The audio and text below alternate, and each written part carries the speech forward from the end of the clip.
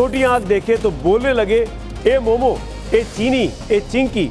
ये वो अभद्र नस्लीय टिप्पणियां हैं जो आज भी बोली जा रही हैं। बरेली में नर्सिंग की एक स्टूडेंट को बस इसीलिए बर्थडे सेलिब्रेट नहीं करने दिया गया क्योंकि वो दूसरे मजहब के दो दोस्तों के साथ रेस्टोरेंट में पार्टी मनाने गई थी। अब इसी नफरत से लड़ने का वक्त आ गया है। जी हाँ, ये जो नफरत चारों तरफ फैली हुई है, इस नफरत को नेस्तनाबूद करेगा ये नव भारत। नफरत से लड़ेगा नव भारत। मरहूम शायर राहत इंदौरी का नाम तो आपने सुना होगा, मेरे शहर से आते हैं। उनका एक मशहूर शेर है, सबका खून शामिल है यहाँ की मिट्टी में, सबका खून शामिल है यहाँ की मिट्टी में, किसी के बाप का हिंदुस्तान थोड़ी है। माफ कीजिएगा, शेर थोड़ा कड़वा है, लेकिन कहा भी जाता है कि अगर गंभीर बीमारी को दूर करना हो तो कड़वी दवा से परहेज नहीं करना चाहिए। आज मैं ये शेर पढ़ने के लिए इसीलिए मजबूर हूं क्योंकि ये हिंदुस्तान सभी देशवासियों के लिए है। लेकिन कोई तो है जो छोटी आंखों से भारतीय ना होने का पैमाना तय कर रहा है। छोटी आंख देखे तो बोलने लगे, ए मोमो, ए चीनी, ए चिंकी। ये वो अभद्र नस्लीय टिप्पणियां हैं जो आज भी बोली जा रही हैं, या कहिए कि गाली की तरह दी जा रही हैं। और अगर किसी को बुरा लगे, वो विरोध करे, तो उसे इतना पीटा जाए कि वो दम तोड़ दे। वहीं कोई दोस्ती का धर्म पूछ रहा है। बरेली में नर्सिंग की एक स्टूडेंट को बस इसीलिए बर्थडे सेलिब्रेट नहीं करने दिया गया क्योंकि वो दूसरे मजहब के दो दोस्तों के साथ रेस्टोरेंट में पार्टी मनाने गई थी। यहां पर ही नफरत खत्म नहीं होती है। वाराणसी में तो लोग विदेशी मेहमानों को अपमानित कर रहे हैं, सनातन संस्कृति का ठेकेदार बन बैठे हैं। अब इसी नफरत से लड़ने का वक्त आ गया है। जी हाँ, ये जो नफरत चारों तरफ फैली हुई है, इस नफरत को नेस्तनाबूद करेगा ये नव भारत। नफरत से लड़ेगा नव भारत। सवाल बहुत सीधा है, आखिर हमारे समाज को क्या हो रहा है? आखिर क्यों हम इतने अभद्र होते जा रहे हैं?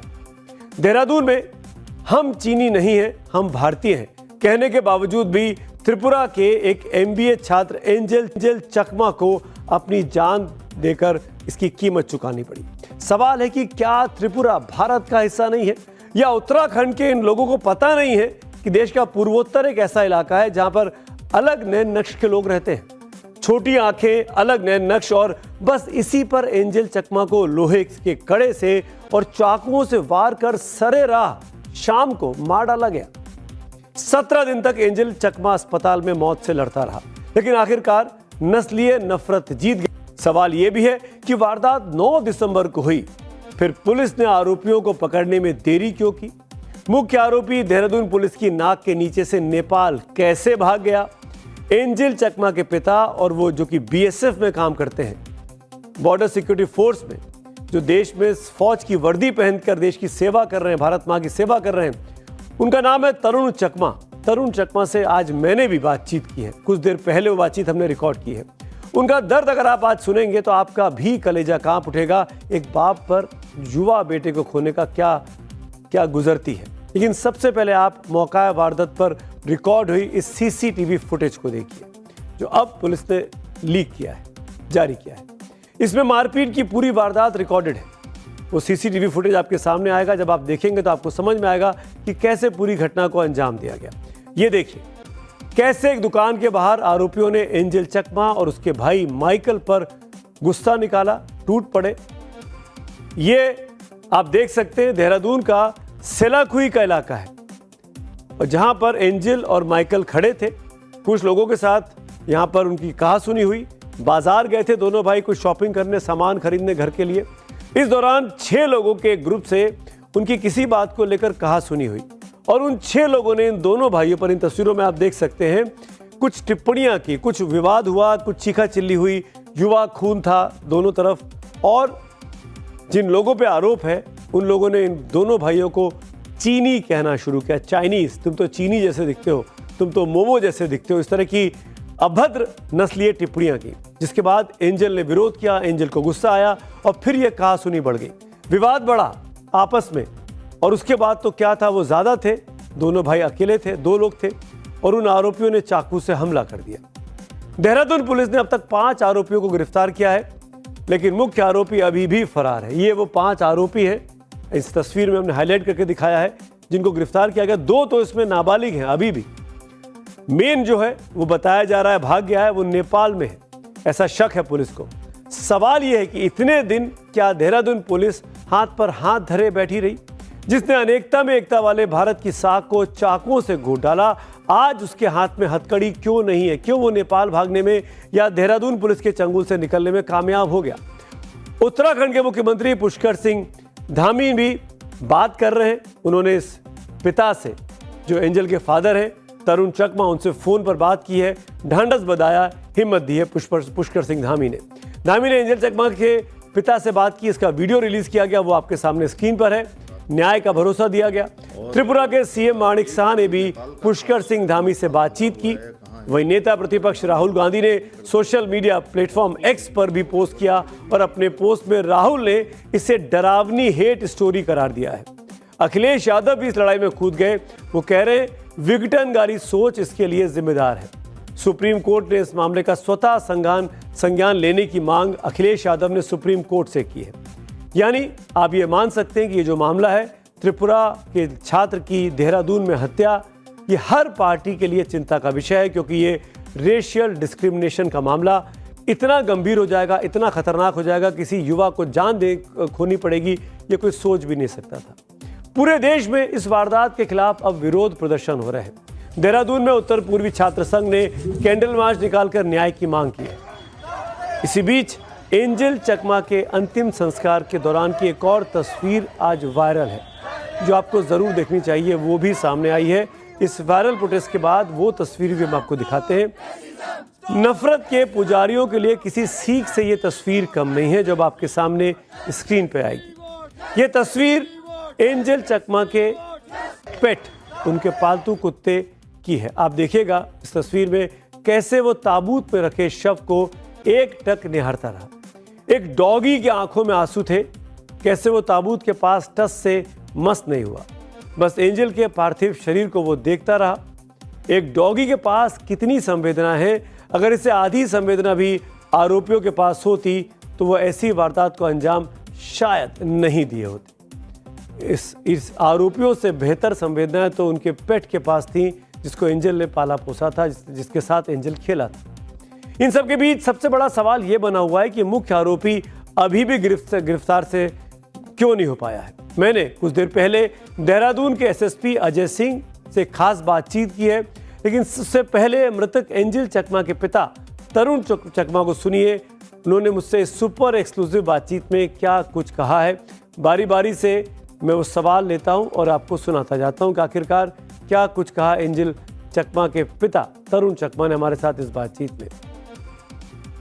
आपसे पहला सवाल जो मैं जानना चाहूँगा वो यही है, आखिरकार तरुण साहब, मैं जो पूछना चाहूँगा आपसे पहले सवाल के तौर पर वो यही कि आज क्या हुआ था उस रात को, आपको क्या पता लगा और आप कहाँ थे जब ये वारदात हुई देहरादून में? जानकारी तो सर मैं तो मणिपुर में रहता था सर, आई ड्यूटी में। तो रात को स्वतः बच्चा ने मेरे को रो के कॉल किया, पापा भैया को मार दिया, ऐसे कॉल किया। फिर मैं रात भर रोते रहा सर। फिर सुबह हुआ, अपना कंपनी का ओनर से छुट्टी लिया सर, छुट्टी के लिए अप्लाई किया, छुट्टी मिला। फिर तुरंत में उधर देहरादून में गया सर। तरुण साहब, ये बताया गया कि लड़ाई दोनों तरफ से हुई, दोनों पक्ष ने, आपके बच्चे भी लड़ रहे थे, वो भी लड़ रहे थे। आपको क्या पता लगा, क्या ऐसा हुआ था? ना सर, ऐसा तो सुना नहीं। उधर सीसीटीवी फुटेज में तो देखा सर हमने, मतलब उधर तो सीसीटीवी फुटेज पुलिस का साथ गया था, उधर हम भी गया था शेलाकुई में सर। तो उसमें मेरा बड़ा लड़का एक बाइक में बैठा हुआ था, उसमें पूरा सीसीटीवी फुटेज में देख रहा था सर। ये छोटा लड़का वो बड़ा भाई का सामने खड़ा था, कोई फोन पे बात कर रहा था सर। फिर जो है पीछे एक स्कूटी एक बाइक, मतलब तीन हो गए, वो स्कूटी और बाइक से आया। तो बाइक थोड़ा आगे था, तो ये स्कूटी पीछे था। तो बाइक वाला पीछे जाके उनका साथ मतलब 6 आदमी मिलकर थोड़ी देर बात करके फिर कुछ बंदा आगे आया। फिर मेरा लड़का से सिंकी मिंकी जो भी वो चाइनीज ऐसे बोल के उसको सिरा रहा था। एक बार तो छोटा लड़का ने इग्नोर किया, चलो मैं रहने दो, बोलने दो, ऐसे कुछ नहीं बोला। बाद में उसको गाली गलौज करने लगा तो फिर बोला भैया क्यों गाली दे रहे हो, इतना ही बोला छोटा लड़का को। उसको जो हाथ में काराना किया बोलते हैं, कारा पहना हुआ था, उससे उस सिर पे मारा, पीछे उधर ही गिरा दिया सर, जी जमीन पे गिरा दिया। गिराने के बाद फिर बड़ा लड़का को पता लगा फिर छोटा लड़का को मार रहा है बोल के, फिर उसने प्रोटेक्ट किया, बोला क्यों मार रहे हो मेरा भाई को। फिर सभी मिलके उसको गर्दन में, पूरा गर्दन तोड़ दिया था इसी पे, गर्दन में मारा, फिर सिर में मारा, सिर में भी 2-3 जगह में पूरा, वो पूरा अंदर में ब्लीडिंग हो गया सर, ब्लड जम अंदर। इसके वजह से बहुत प्रॉब्लम आया सर। फिर पीछे से 2 बार चाकू मारा सर पीछे। जी। अब तरुण साहब, ये आपसे जानना चाहेंगे कि आप क्या कहेंगे, क्या वाकई में वहाँ पर आपके बेटे को चीनी, चिंकी, इस तरह की नस्लीय टिप्पणियां की गई थी, रेशियल डिस्क्रिमिनेशन हुआ था वहाँ पे, आपको लगता है? हाँ सर, ये होना नहीं सर, ये होना नहीं चाहिए सर। हम भी इंडियन है सर, मैं भी फौज में अपना ये करता हूँ सर, फौज में मैं भी देश के लिए काम करता हूँ सर। ऐसे तो नहीं होना चाहिए सर। बाकी जितना भी जो बच्चा है उधर, और भी नॉर्थ ईस्ट का बच्चा है, वो किसी कोई जगह से आते हैं सर, इसे व्यवहार नहीं होना चाहिए सर। जो हो गया, चलो मेरा बच्चा का हो गया, अभी तो उसको खेल नहीं सकते सर, जो हो गया। अभी फ्यूचर में और किसी का बच्चे का सर ऐसे नहीं होना चाहिए सर। तो अभी इंडियन है, सब मिल के रहना चाहिए सर, मेरा ये विनती है सर। बहुत बड़ा दिल है आपका, आप अभी भी ये कह रहे हैं कि सबको मिलजुल के रहना चाहिए। भारतीय बीएसएफ में आप काम करते हैं, भारत माता की सेवा करते हैं। अब जबकि 5 आरोपियों को उत्तराखंड पुलिस ने पकड़ लिया, एक अभी भी फरार है, आपकी क्या डिमांड है? क्या आप चाहेंगे इन लड़कों को जिन्होंने आपके बेटे का कत्ल किया सरेआम, उनको फांसी हो, उम्र कैद हो? हाँ सर, मैं तो चाहता हूँ सर, से कि बच्चा फांसी का सजा होना चाहिए सर। जी, फांसी की सज़ा होनी चाहिए। बहुत बहुत शुक्रिया चकमा साहब हमसे बात करने के लिए। और इस दुख के वक्त में पूरा नवभारत, हमारा टाइम्स नाउ की पूरी टीम आपके साथ है, आपको हिम्मत बनाते हैं कि आप इस दुख की घड़ी से बाहर निकल सकें।